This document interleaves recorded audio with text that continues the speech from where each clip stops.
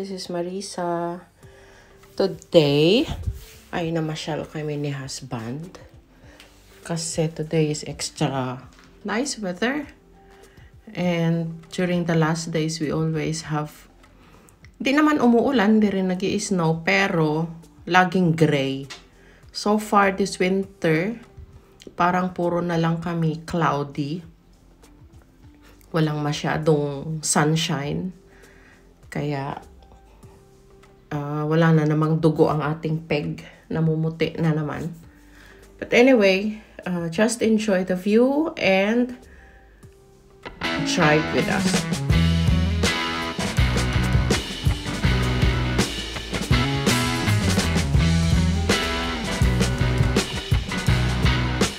Itong lugar na to guys ay sa Canton Suites. Itong tulay na to ay tinatawag na Devil Bridge, Teufelbrücke. During winter, pag peak ng winter, sinasara ito, hindi pwedeng daanan kasi may mga tawag yan, nagsa-slide down na mga sleigh. One time na try nga din ni Pao dito mag-sleigh. Paul was only, I think 8 years old or 9 years old nung mga time na yon. Ang ganda din ng view dito sa area na to. Itong area na to is tinatawag na Etzel. Malapit siya sa Einsiedeln, sa lugar kung saan lumaki ang asawa ko. And we used to bike here also, ako tsaka si Mister. Of course, e-bike naman yung ginagamit namin kasi bundok to, puro paakyat. During summertime, bali nakatatlong beses na rin siguro kami dito sa ruta na to. Inabot kami ng 1 oras at kalahati. Galing sa amin, papunta dito, tapos galing dito, papunta sa amin. Malayo siya, pero super nice ang view. Kaya kahit nakakapagod, okay lang kasi you're enjoying naman the view ng paligid niya, as you can see.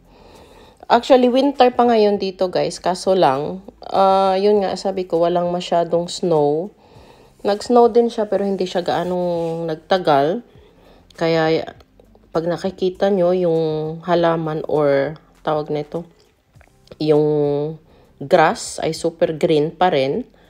Unlike nung mga past winter na dumaan, grabe talagang as in brown or as in talagang namatay talaga yung mga grass. Ano nga tawag ng grass sa Tagalog? Nakalimutan ko. Pero ngayon, medyo may mga part na brown siya. May mga part din na green pa din.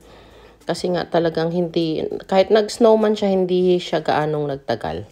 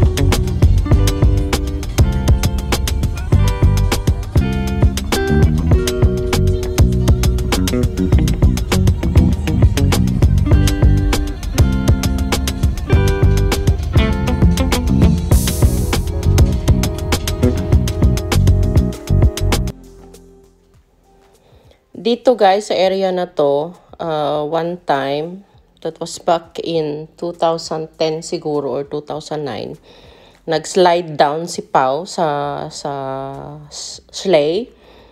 Or ano nga tawag nun sa English? Sleigh siya. Nasa unahan kami, yung sasakyan, tapos si Pao nag-i-slide down. Na-delete ko na kasi yung video noon. That was already, and hindi rin maganda yung quality ng video kasi nga that was Sony Ericsson pa na cellphone. So the quality is not that nice. Pero it was a good experience for him. Nakasunod siya sa amin. Tapos kami, nauna, na mahina lang din ang takbo. Tapos pag may, like for example, may makakasalubong na sasakyan, nagbibigay kami ng warning kay Pao para alam niya na may makakasalubong na sasakyan.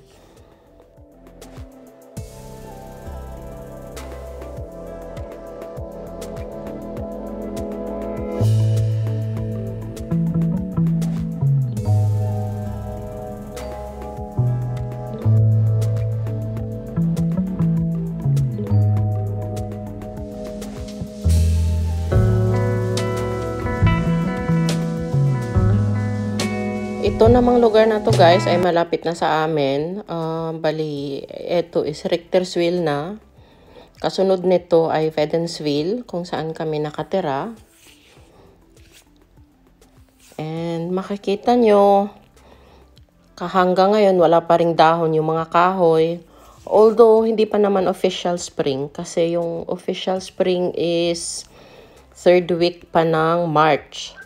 At the same time, magpapalit na din kami ng oras from winter time to summer time. That will be on, tingnan nga natin sa calendar.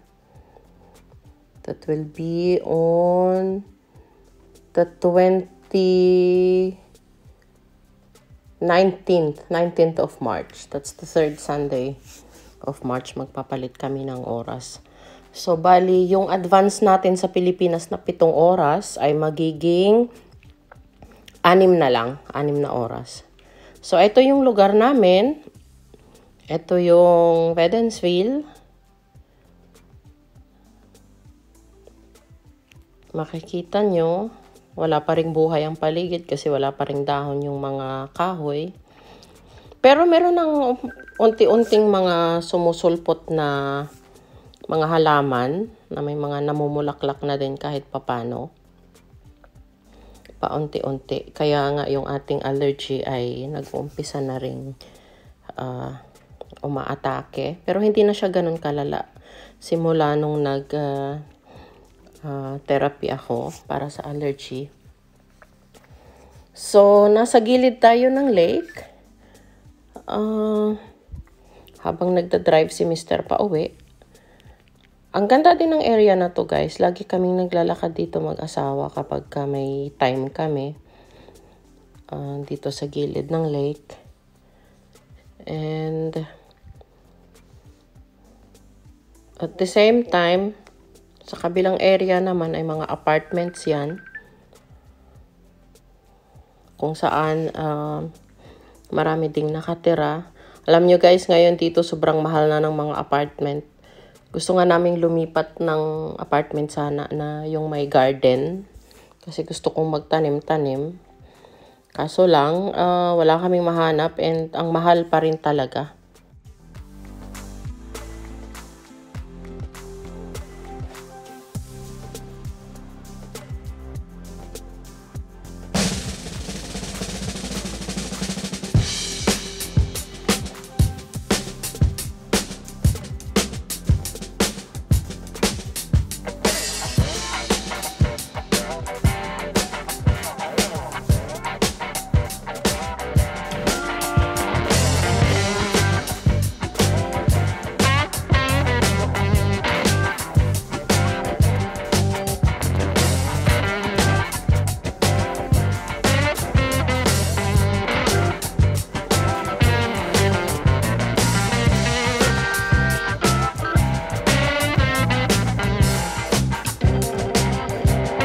So, itong area na ito yung kumbaga pinaka-sentro ng aming barangay. Makikita nyo, puro building. Kasunod nito ay yung aming main bus station, tsaka train station. kung saan lahat bumababa from kung saan galing. Like kung galing ka sa Zurich, dito ka bababa, papunta sa amin. Tapos lilipat ka ng bus, pauwi na doon sa amin, of course. Ito yung main road namin dito sa area, kumbaga. And itong mga building is apartments and also some shopping area. Ilan lang din naman ang shops dito sa area namin kasi nga hindi naman siya, although city siya, pero hindi naman siya ganun ka laki. And we are in a way also not that far from the main Zurich City. Pagkagaling dito sa amin guys, papuntang Zurich City, pag nag-train ka, pag yung sinakyan mong train ay direct, it takes only 18 minutes and then nasa city ka na. So, okay guys, thank you for watching and salamat din sa hanggang ngayon ay nandito pa rin na sumusuporta.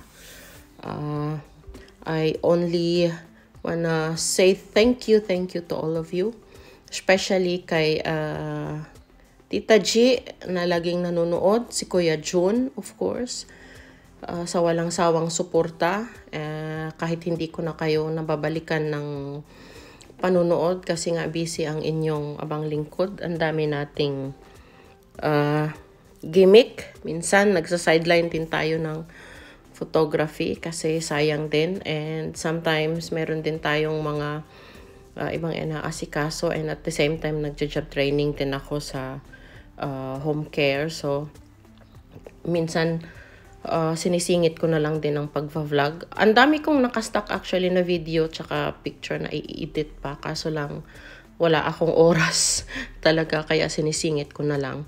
So once again guys, at sa mga kapatid ko of course sa Boracay na laging nakasuporta, kay Gaga na laging nanonood, kay Manang Melanie, maraming salamat sa inyo, and sana hindi kayo magsawang manood pa ng mga paparating ko pang video. Bye bye, maraming salamat!